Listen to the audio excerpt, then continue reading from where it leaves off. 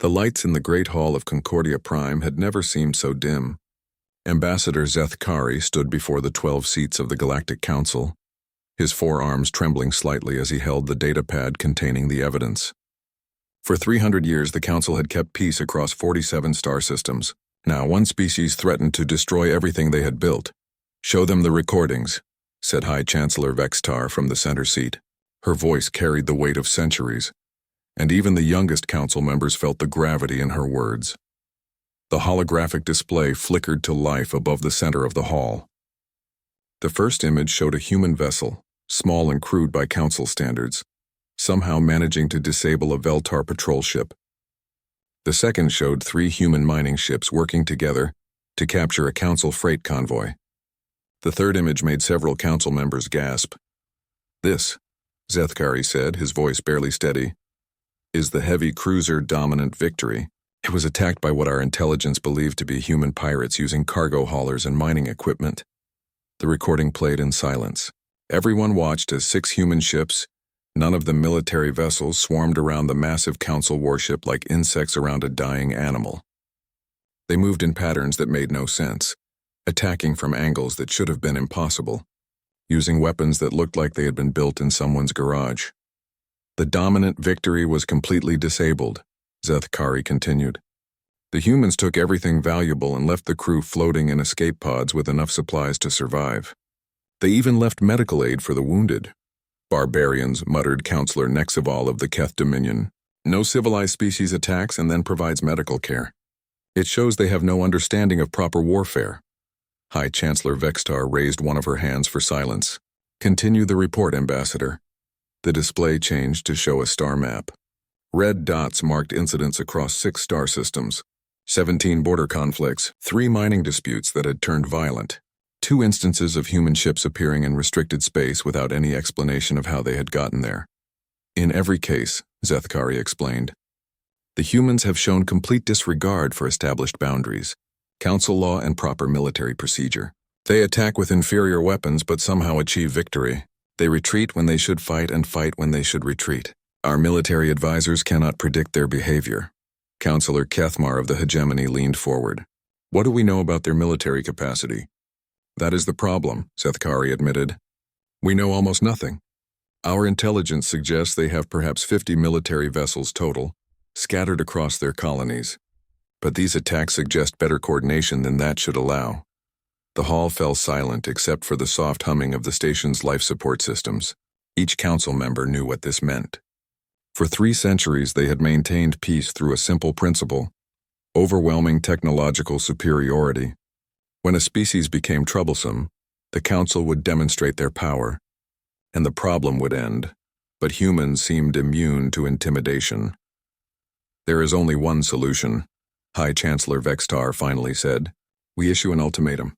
Total cessation of all military activities beyond their home system, or we demonstrate why the Council has remained unchallenged for 300 years. The vote was unanimous. Within hours, the message was prepared and transmitted to the human territories. High Arbitrator Nexival himself would deliver it personally, aboard the diplomatic vessel Peaceful Resolution. Escorted by 12 Council warships, Admiral Sarah Chen was reviewing supply reports when the communication came through. She sat in the command chair of the U.S. Indomitable, humanity's largest warship, while her fleet conducted what the official reports called routine training exercises near the Kepler 442 system. "Admiral," called Lieutenant Torres from the communications station, "we're receiving a priority transmission on all frequencies. It's big." "Define big, Lieutenant." "The entire transmission is coming from a ship that masses about 4 times what our heaviest cruiser weighs, and it's got an escort of 12 vessels, each one bigger than the Indomitable." Admiral Chen felt a familiar tightness in her stomach. She had been expecting this for months. "Put it through." The main screen flickered and High Arbitrator Nexval appeared. He was tall and thin, with pale blue skin and 6 eyes arranged in 2 rows across his face. When he spoke, his voice carried the authority of countless worlds. "I am High Arbitrator Nexival of the Galactic Council, speaking for 47 member species and 12 sovereign governments. I address Admiral Sarah Chen of the United Earth Systems, and through her, the entire human race." Chen gestured for her communications officer to open a channel, but she remained silent for now. The Galactic Council has observed human military activities with growing concern, Nexval continued. Your species has engaged in 17 unauthorized military actions, violated the territorial sovereignty of 6 member species, and demonstrated a complete disregard for established interstellar law. Around the bridge, Chen's officers exchanged glances. She could see the tension in their faces, but also something else. Pride, maybe, or anticipation. Therefore, Nexval said, the Galactic Council issues this ultimatum to humanity. All human military vessels will immediately withdraw to your home system. All military activities beyond the Sol system will cease permanently. You have 72 hours to comply. The screen went dark for a moment. Then Nexval reappeared. Should humanity fail to comply with this ultimatum, the Galactic Council will consider your species a threat to interstellar peace and act accordingly. Our military capacity exceeds yours by several orders of magnitude. Resistance would be futile and costly in human lives. The transmission ended. For several seconds, the bridge of the Indomitable was completely silent. Admiral, Lieutenant Torres said carefully. They're waiting for a response. Chen looked around her bridge. These people had followed her through 3 years of what the politicians back on Earth called aggressive exploration, and what everyone else called starting fights with aliens. They had never lost a battle, but they had also never faced anything like the force that was currently sitting just outside sensor range. She thought about the message she would send back to Earth, about the meetings that would happen in sterile conference rooms where people who had never been in space would debate the wisdom of defying the Galactic Council. She thought about the other fleets scattered across 6 star systems, the new shipyards that didn't officially exist, and the projects that were moving forward under names that wouldn't appear in any public records. Then she smiled. Lieutenant Torres, open a channel. Broadcast on all frequencies, maximum power. I want everyone to hear this. Channel open, Admiral. Chen stood up from her command chair and faced the main screen. When she spoke, her voice was calm and clear. High Arbitrator Nexval, this is Admiral Sarah Chen of the United Earth Systems. I have received your ultimatum and shared it with my fleet commanders. She paused for a moment, knowing that this transmission would reach not just the Council ships, but every human vessel within 50 light years. It would be recorded and replayed countless times in the coming days. We appreciate the Council's concern for interstellar peace, she continued. However, I'm afraid we must respectfully decline your generous offer to surrender. Another pause. In the distance, she could see the Council escort ships moving into a more aggressive formation. Please tell the Council that humanity is grateful for their attention, but we're just getting started. The transmission ended, and Admiral Chen sat back down in her command chair. Around her, the bridge crew was grinning despite the overwhelming odds they now faced. Lieutenant Torres, she said calmly, send a message to all fleet commanders. Operation Wildfire is now active, and get me a channel to Earth Command. I think it's time to let them know about our little secret. In the depths of space, 12 Council warships began powering their weapon systems, while in the shadows of nearby asteroids, 37 human vessels waited for orders that would change the galaxy forever. War Commander Tixlan had fought in 17 campaigns across 9 star systems. He had commanded fleets that brought entire species to their knees and enforced Council law on worlds that thought themselves beyond reach. But as he studied the intelligence reports about humanity's military capacity, he felt something he had not experienced in decades: doubt. These numbers cannot be correct, he said to his intelligence officer, a thin Kethri with nervous habits. 50 ships total? Primitive weapons? No significant orbital defenses around their homeworld? The data comes from our best sources, War Commander, the officer replied, fidgeting with his datapad. Human military technology appears to be approximately 200 years behind Council standards. Their largest warship mass is less than one of our escort frigates. Tixlan stood in the command center of the Council dreadnought Absolute Authority, surrounded by tactical displays showing his strike force. 50 ships, including 3 heavy cruisers and 8 dreadnoughts. It was overwhelming force by any reasonable measure, certainly enough to handle a primitive species with 50 outdated warships. Very well, he decided. We proceed with the original plan. A demonstration of force at their primary military installation should be sufficient to end this nonsense. The intelligence had identified the orbital platforms around Mars as humanity's main military stronghold, 3 space stations and perhaps a dozen defensive platforms according to the reports. Tixlan's force could reduce them to debris in minutes. What the intelligence reports had not mentioned was Captain Maria Santos and the Third Fleet. Santos stood on the bridge of the UES Resolute, watching her tactical display track the approaching Council force. Around her, 15 ships maintained formation in the shadow of Mars's largest moon. They were officially a training squadron, ships and crews that didn't exist in any public records. "They're moving exactly as predicted," reported Commander Jackson from the sensor station. "Single formation, direct approach to the orbital platforms. They're not even scanning for additional contacts." Santos nodded. The Council's tactical doctrine was apparently as rigid as their diplomacy. Overwhelming force applied directly to the most obvious target. It probably worked well against species that followed the same rules. "Signal the platforms to begin evacuation," she ordered, "and send word to Admiral Chen. The Council has taken the bait." Tixlan's confidence began to waver as his force approached the Mars orbital platforms. The human defenders were not responding as expected. Instead of powering up weapons and shields in a defensive posture, the platforms were launching escape pods and shuttles. The humans were abandoning their most important military base without a fight. "War Commander," his tactical officer called out, "I'm detecting movement from behind the 4th moon. Multiple contacts approaching fast." The display updated to show 15 human ships emerging from concealment. They were smaller than his escorts, moving in a loose formation that violated every principle of military tactics, but they were moving fast, accelerating at rates that should have been impossible for ships their size. 15 ships against 50. Tixlan muttered. "Have they lost their minds?" Captain Santos watched the Council formation begin to turn toward her fleet. The alien ships moved like a parade formation, precise and predictable, beautiful in a way, but completely wrong for actual combat. "All ships, this is Resolute," she transmitted. "Execute Pattern 7. Show them what human tactics look like." The Third Fleet scattered like a school of fish sensing a predator. 3 ships dove toward Mars's atmosphere, using the planet's gravity well to slingshot around at impossible angles. 4 more accelerated straight toward the Council formation before splitting apart at the last second.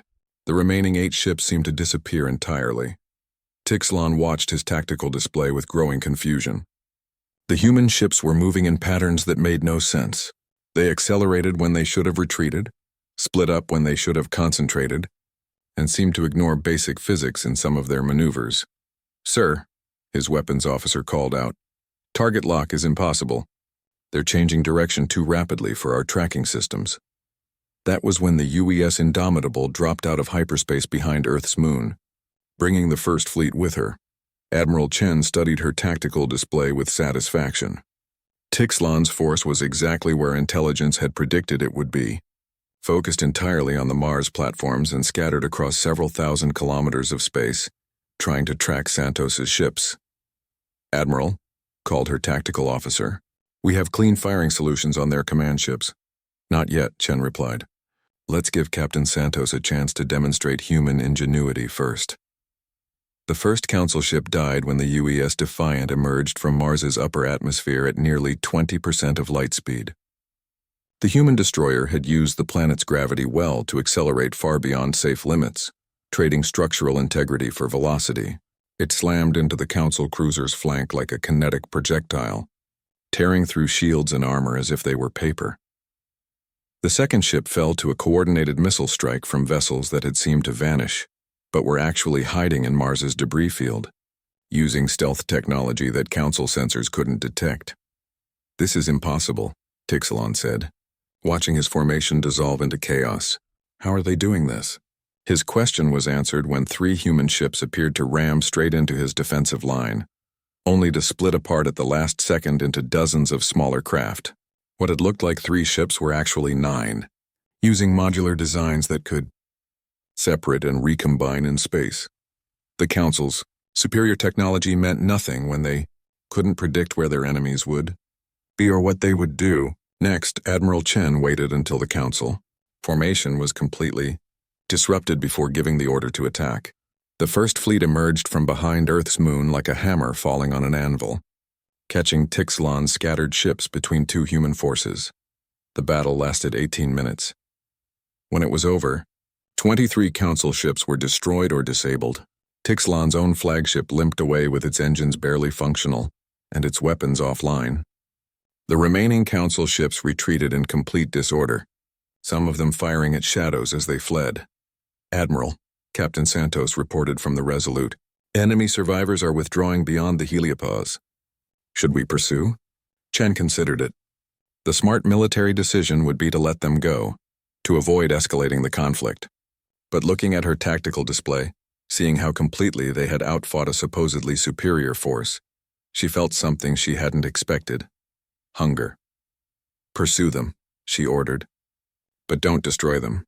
I want survivors to carry word back to the Council about what they've seen here." As the human fleets began their pursuit, Chen opened a channel to Earth Command. General Morrison appeared on her screen, his face carefully neutral despite what he had just witnessed. "Congratulations, Admiral," he said, "though I suspect this is only the beginning." "Yes, sir," Chen replied. The Council thought they were dealing with 50 ships and primitive technology. Time to show them how wrong they were. "The other fleets are ready?" "Third and fourth fleets are already moving to their assigned positions. The fifth fleet will deploy once we've finished here." "And General, Project Prometheus is ahead of schedule." Morrison nodded slowly. "Then God help us all. Because after today, the entire galaxy is going to want us dead." Tixlan sat in his damaged command chair, watching the tactical display show human ships pursuing his retreating forces. Around him, his officers worked frantically to keep basic systems operational. The humans could have destroyed them all, but they had chosen not to. The insult was almost worse than total defeat would have been. "War Commander," his communications officer called out. "We're intercepting human transmissions." "What are they saying?" The officer hesitated. "Sir, they're discussing construction schedules for 12 new shipyards, recruitment drives across 30 colony worlds, and something called Project Prometheus." "The technical specifications." "Sir, some of this technology is beyond our current understanding." Tixlan closed his eyes. The Council's intelligence had been catastrophically wrong. Humanity hadn't built one secret navy. They had built multiple fleets hidden across dozens of systems, using technology that shouldn't exist. And if the intercepted transmissions were accurate, what they had just faced was only the beginning. "Set course for Concordia Prime," he ordered. "Maximum speed. The Council needs to know what we're really dealing with." Behind them, human ships continued their pursuit, not to destroy, but to demonstrate. The message was clear. Earth's children had grown up, and they were no longer content to hide in their home system. The galaxy was about to discover that humanity's greatest weapon wasn't their technology or their numbers. It was their complete refusal to fight the way everyone else expected them to. High Arbitrator Nexaval stared at the holographic display showing the aftermath of the Mars engagement. 23 Council ships destroyed or crippled. A strike force that should have easily overwhelmed humanity's entire military had been routed by forces that, according to their intelligence, should not have existed. "Explain to me," he said slowly, "how our intelligence was so completely wrong." Intelligence Director Kelvin shuffled through his data pads nervously. "High Arbitrator, all of our sources confirmed the same information. 50 ships maximum primitive technology, no significant defenses. And yet War Commander Tixlan reports facing over 60 vessels using technology he couldn't identify, weapons that shouldn't work, and tactics that violated every principle of civilized warfare." The emergency session of the Galactic Council had been in progress for 6 hours. Around the Great Hall, representatives from 12 species debated, argued, and demanded explanations that no one could provide. "The humans are cheating," declared Councillor Vextar of the Hegemony. "No species achieves this level of coordination without proper command protocols. No military force operates effectively without standardized equipment and doctrine." "Perhaps," Nexval replied. "That is exactly why they are so effective." The recordings from Tixlan's surviving ships played on the main display. Human vessels that split apart in the middle of battle, ships accelerating beyond safe limits to use themselves as kinetic weapons. Weapons that appeared to be improvised from industrial equipment but somehow penetrated Council shields. "They're not fighting like a military," observed Councillor Kethmar. "They're fighting like criminals." Pirates, revolutionaries. And it's working, Nexaval said grimly, which means we need a new approach. The decision was made to deploy the Iron Phalanx, 200 ships under Fleet Admiral Kethmar's direct command. The plan was simple and elegant. Establish a blockade at Wolf 359, the primary hyperspace route between human space and the galactic core. Cut them off, force them back to their home system, and demonstrate Council superiority through overwhelming numbers. It was a good plan. It might even have worked against any other species in the galaxy. Commander James Wright studied the tactical projection in the cramped command center of the UES Audacity. Around him, his staff planned what military textbooks would probably classify as collective suicide. 200 ships, he said thoughtfully. That's significantly more than we faced at Mars. Yes, sir, replied Lieutenant Commander Park from the intelligence station. But they're spread across 3 systems in a blockade formation. Standard Council doctrine calls for mutual support between defensive positions. Wright nodded. Council military doctrine was elegant, logical, and completely predictable. They established strong positions and forced their enemies to attack where they were strongest. It worked well against species that followed similar tactical principles. Humans, however, had never been particularly interested in fighting fair. Signal all ships, Wright ordered. We're implementing the Hydra Protocol. Every ship for itself, maximum chaos. Primary objective is to make the Council think they're fighting 3 times as many vessels as we actually have. The Audacity was officially a heavy cruiser, though most of her tonnage came from modular cargo pods that could be jettisoned and reconfigured in space. Attached to her hull were 12 civilian vessels that were actually disguised warships, each one capable of independent operation. Sir, called his communications officer. The volunteer fleet is ready, Wright smiled grimly. The volunteer fleet consisted of actual civilian vessels whose crews had decided that transporting supplies to human colonies was less important than shooting at aliens who thought they could dictate terms to Earth's children, mining ships with military-grade sensors, cargo haulers carrying missile pods, even a luxury liner that had been converted into an electronic warfare platform. Execute Hydra Protocol, Wright ordered. Show them what happens when humans get creative. Fleet Admiral Kethmar commanded the Iron Phalanx from the bridge of the heavy dreadnought Unyielding Resolve. His formation stretched across 3 star systems, 200 ships positioned to intercept any human force attempting to break out of their territory. Sir, his tactical officer reported, we're detecting multiple hyperspace signatures throughout the blockade zone. At least 30 contacts, possibly more. Finally, Kethmar muttered, a proper battle. Signal all ships to maintain formation and prepare for engagement. What happened next would be studied in military academies for decades, assuming any of them survived to conduct the analysis. The human ships didn't attack the blockade. They ignored it entirely.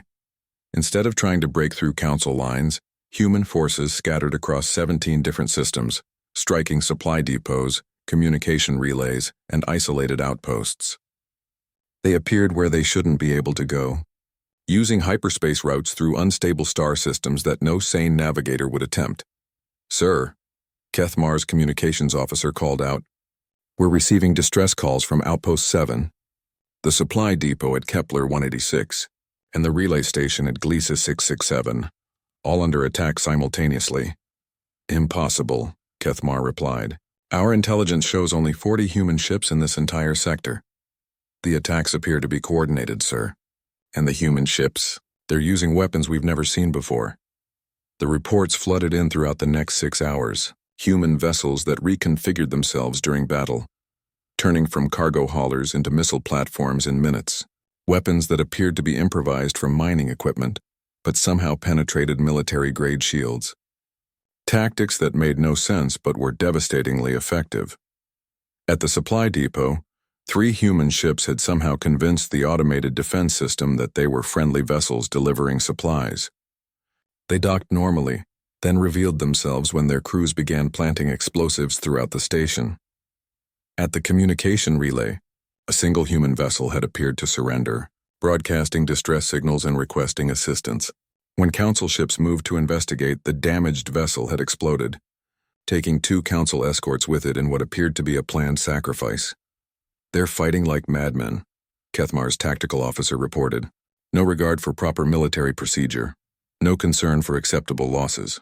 Sir, they're using crews as expendable assets. Or, Kethmar said slowly, their crews are volunteering for missions that other species would consider suicide. The trap at Proxima Centauri was the final straw.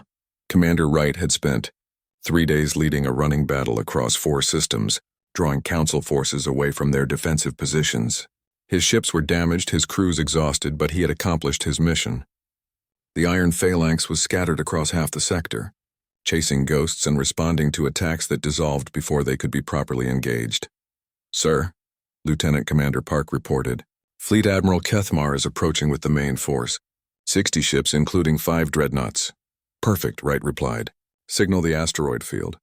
Time to show them what human engineering can accomplish, with enough explosives and complete disregard for safety regulations. The asteroid field around Proxima Centauri had been a mining operation until 6 months ago. Officially, it had been abandoned due to economic concerns. Unofficially, it had been converted into the largest weapons platform in human space. Mining charges had been repurposed as ship killers. Ore processing equipment had been converted into kinetic projectiles. Freight containers had been fitted with drone swarms that could operate independently for weeks. When Kethmar's force entered the asteroid field in pursuit of Wright's damaged ships, they found themselves in a killing ground that defied every principle of civilized warfare. The asteroids themselves began moving, revealing hidden thrusters and guidance systems. What had appeared to be natural debris turned out to be camouflaged weapons platforms. Cargo containers that had been floating dead in space suddenly erupted with missile swarms and energy weapons. This is impossible, Kethmar said, watching his formation dissolve under fire from enemies that shouldn't exist. Asteroid fields cannot be militarized. The engineering requirements alone, sir, his sensor operator called out. I'm detecting massive energy signatures throughout the field. It's not just weapons platforms, sir. They've turned the entire asteroid belt into a single coordinated defensive system. The Iron Phalanx lost 80 ships in 30 minutes. The survivors retreated in complete disorder, leaving behind not just their dead, but their confidence in Council military superiority. As the last Council ships fled beyond the system's edge, Commander Wright opened a channel to Admiral Chen. Admiral, he reported, the Iron Phalanx has been neutralized. The blockade is broken, and we've demonstrated that human territory is not a place where Council fleets can operate safely. Excellent work, Commander, Chen replied. Now comes the interesting part. Intelligence reports that the Council is preparing to deploy weapons they haven't used in over 1,000 years. Planet killers, among other things. It seems we've gotten their attention. Are your people ready for the next phase? Wright looked around his bridge at the faces of men and women who had just fought the impossible and won. They were tired, battered, and absolutely ready to do it again. The emergency session had been running for 18 hours straight.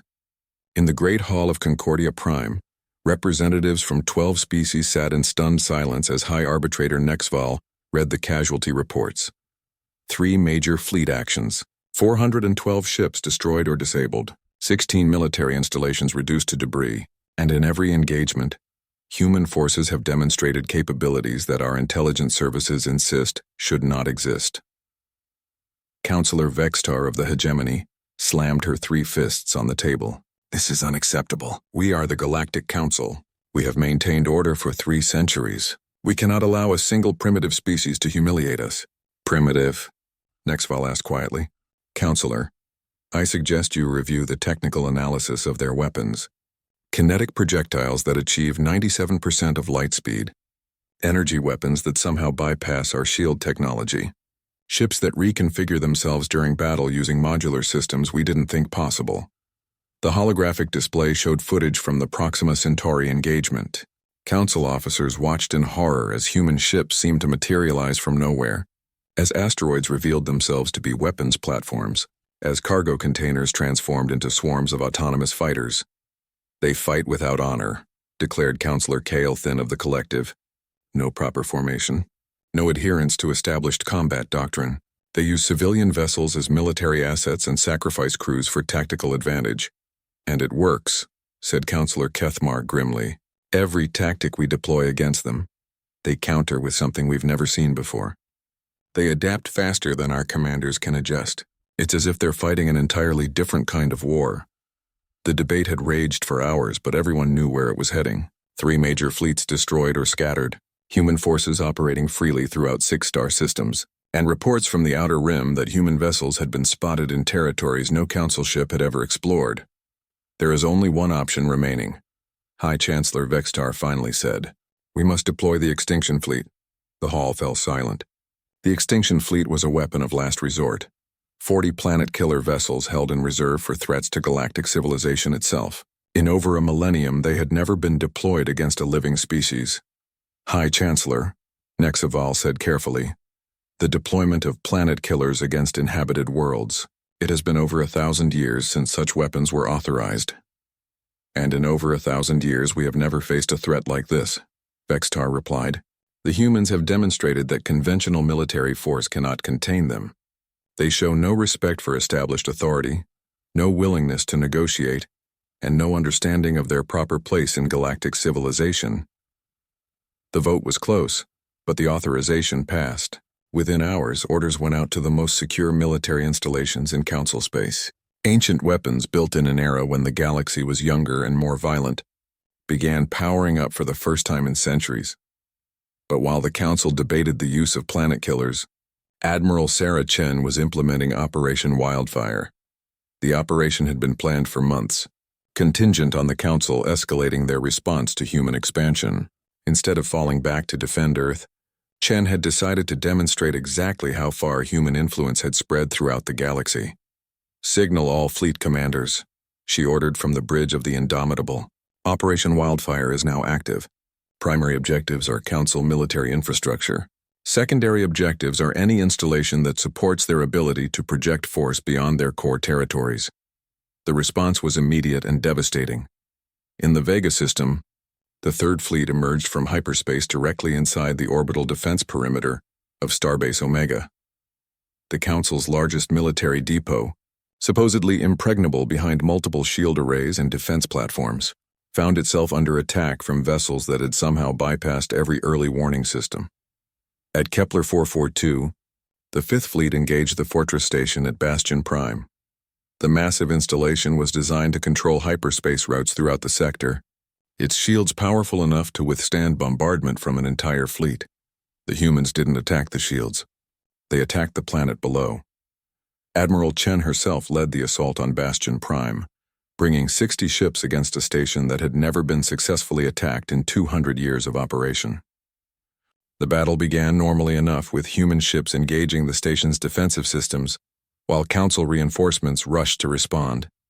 Then the UES Retribution, a heavy cruiser carrying experimental weapons, fired a single projectile at the planet's surface. The projectile was small, barely larger than a torpedo. But it carried something that Council science had declared impossible, a microsingularity, a tiny black hole held in magnetic containment and designed to destabilize gravitational fields. When it struck the planet's surface, the effects were immediate and catastrophic. The planet's gravitational field fluctuated wildly, causing massive tidal forces that began tearing the surface apart. More importantly, the gravitational tethers that held Bastion Prime in stable orbit began to fail. Impossible, whispered the station commander, as his massive fortress began falling toward the planet's surface. They cannot have weaponized black holes. The technology doesn't exist. Sir, his tactical officer called out. Massive structural failure throughout the station.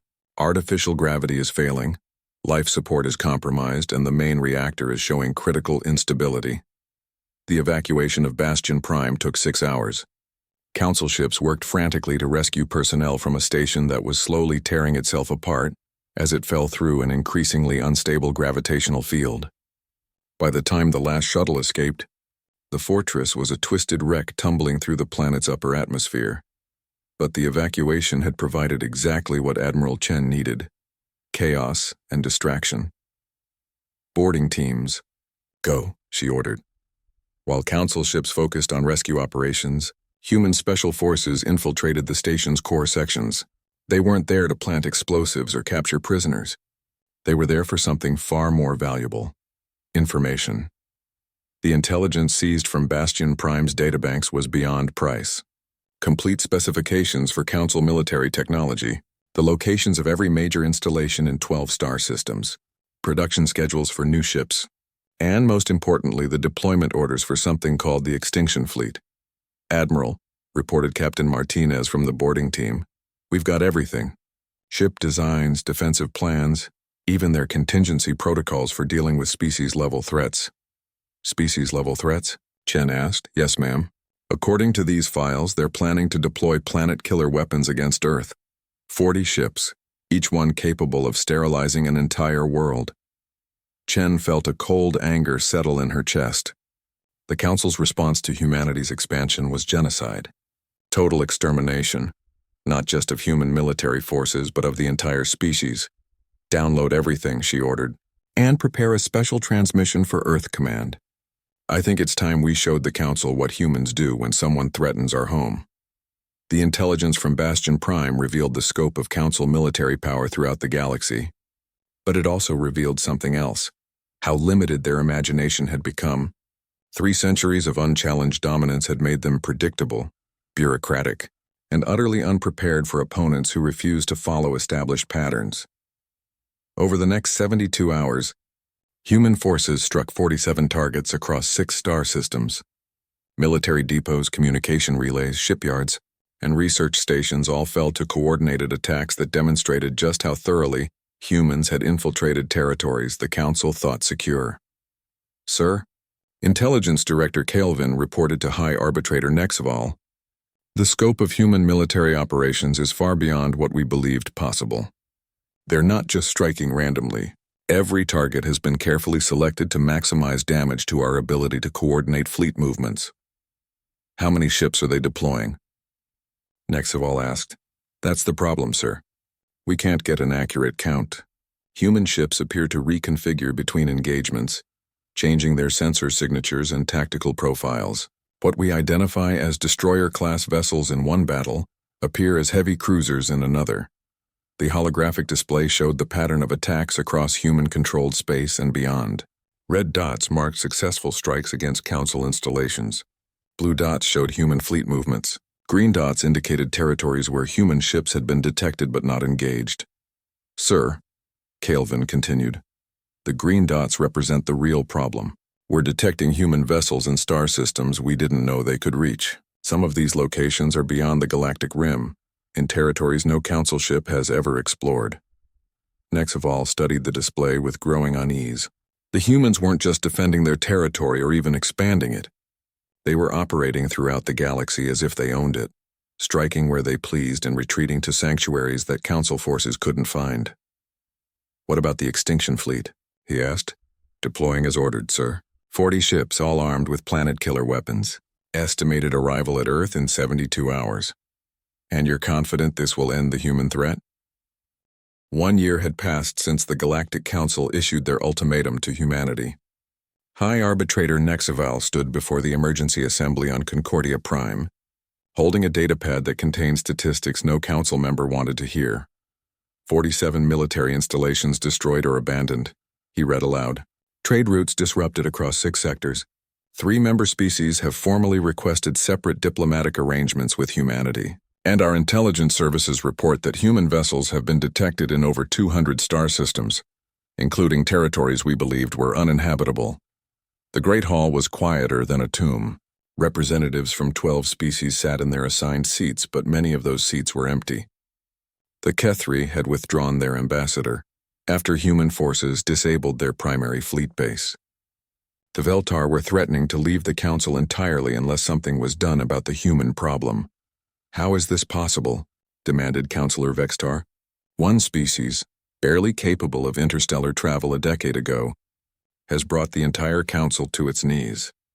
High Chancellor Tixalon, recently promoted after the complete failure of the Iron Phalanx, gestured to the holographic display showing the current tactical situation.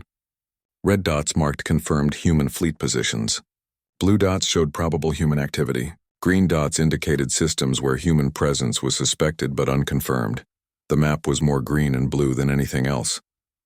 The problem, Tixalon said grimly, is that we never understood what we were fighting. We assumed humans followed the same limitations as every other species. Single homeworld, limited resources, traditional military hierarchy. We were wrong about everything. The display zoomed in on the outer rim of the galaxy, showing sensor readings that made no sense, massive energy signatures in star systems that should have been empty, construction activities on worlds that Council science had declared uninhabitable, fleet movements through regions of space where no sane navigator would risk a journey. "Sir," called the intelligence coordinator, "we're receiving a transmission from Admiral Chen. It's being broadcast on all frequencies throughout Council space." "Put it through," Nexaval ordered, though he suspected he didn't want to hear what the human admiral had to say. The holographic display flickered, and Admiral Sarah Chen appeared. But something was different about this transmission. She wasn't standing on the bridge of a ship. She was standing in what appeared to be a massive construction facility, with the curve of a planet visible through transparent aluminum windows behind her. "High Arbitrator Nexval," Chen said, her voice carrying clearly across the silent chamber. "I thought it was time for a more detailed conversation about humanity's place in the galaxy." The camera view pulled back, revealing the true scope of what lay behind her. The construction facility stretched for hundreds of kilometers, filled with ships unlike anything in Council space. They were larger than Council dreadnoughts, built with design principles that seemed to ignore basic engineering limitations. "This is Shipyard Complex Alpha," Chen continued, "located approximately 2,000 light-years beyond the galactic rim. One of 12 such facilities currently in operation." Several council members gasped audibly. The location alone should have been impossible. No species had ever established permanent installations beyond the galaxy's edge. The energy requirements, the resource logistics, the simple challenge of surviving in the void between galaxies. It couldn't be done. "As you can see," Chen said, "we've been busy. The ships you're looking at represent the first production run of our deep space combat fleet. Each vessel is approximately 3 times the mass of your largest dreadnought and incorporates technology you've never encountered." The display changed to show technical schematics that made Council engineers recoil in shock. Ships powered by controlled microsingularities, weapons that manipulated fundamental forces, defensive systems that existed partially outside normal spacetime. "But ships are only part of the story," Chen continued. "Let me show you what else we've accomplished." The transmission shifted to show a star map that encompassed not just the local galaxy, but neighboring galaxies as well. Hundreds of systems marked with human symbols, trade routes spanning impossible distances, colonies on worlds that existed in conditions no known species could survive. Humanity has established permanent settlements in 47 star systems beyond the galactic rim, Chen explained. "We've made contact with 36 species unknown to the Council. We've developed technology that allows us to travel distances your scientists consider impossible. And we've built an infrastructure that makes your entire civilization look like a single city-state." High Arbitrator Nexaval felt something he had never experienced in 3 centuries of life. True fear. Not fear of death or defeat, but fear of absolute irrelevance. The scale of what Chen was showing them reduced the entire Galactic Council to a minor regional power. "How?"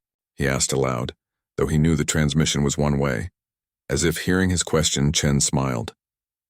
"You want to know how we did it? The answer is simple. We never accepted your limitations. While you maintained order within the boundaries you'd established, we explored beyond them. While you perfected technology based on principles you understood, we invented technology based on principles we discovered.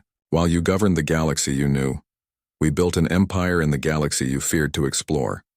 The transmission changed again, showing human colonies thriving on worlds that should have been death traps. Cities built inside the event horizons of black holes, using gravitational manipulation technology that Council physics declared impossible, research stations operating in the quantum foam between dimensions.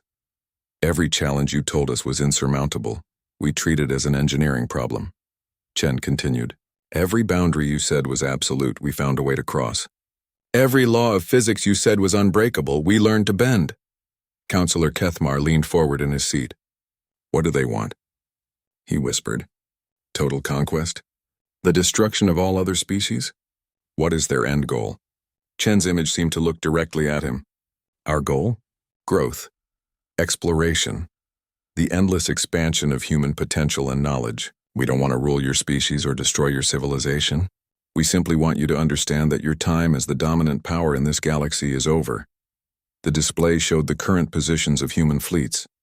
Not just the ships that had fought Council forces, but hundreds of others scattered throughout the galaxy and beyond. Deep space exploration vessels, colony ships heading toward distant stars, research fleets investigating phenomena that Council science had never discovered. This is not conquest, Chen explained. This is evolution. Humanity has outgrown the limitations that constrain every other known species. We've learned to thrive in environments you consider impossible, to solve problems you consider unsolvable, to achieve things you consider impossible. The transmission paused, and when Chen spoke again, her voice carried a note of something that might have been pity. The Galactic Council's time is ending, she said. Not because we're destroying you, but because you've made yourselves irrelevant. While you spent 3 centuries maintaining the status quo, we spent 1 decade rewriting the rules of what's possible. High Chancellor Tixlan stood up abruptly. Signal the extinction fleet, he ordered. Full deployment, all 40 vessels. If they think they can intimidate us with displays of superior technology, the extinction fleet no longer exists, Chen's voice interrupted, though the transmission should have been one way. We disabled all 40 planet-killer vessels 6 months ago. The crews are unharmed and have been provided with transportation back to Council space, along with complete technical specifications for the weapons they were carrying. The silence in the chamber was absolute. You see, Chen continued, we've been monitoring your communications, tracking your fleet movements, and analyzing your technology since this conflict began. Not to attack you, but to understand you. And what we've learned is that you're not enemies to be defeated. You're simply limited. The final part of the transmission showed something that broke the last of the Council's confidence. A star map showing the positions of every Council fleet, every defensive installation, every secret weapon in their arsenal, all of it known, cataloged, and clearly understood by human intelligence services. We know where all of your ships are, Chen said simply. We know what weapons you possess. We know your strategic plans, your contingency protocols, and your emergency procedures. We've been inside your most secure installations, copied your most classified data, and demonstrated our ability to operate freely throughout your territory. She paused, letting the implications sink in. But we haven't used that knowledge to destroy you. We could have eliminated the entire Council fleet 6 months ago. We could have seized control of your worlds, dismantled your government, and occupied your territory. Instead, we've chosen to show you the future. The transmission began to end, but Chen had one final message. The galaxy is vast beyond your comprehension, she said. There are wonders among the stars that your species will never discover because you're too afraid to look for them. There are challenges that will require cooperation between species you've never encountered.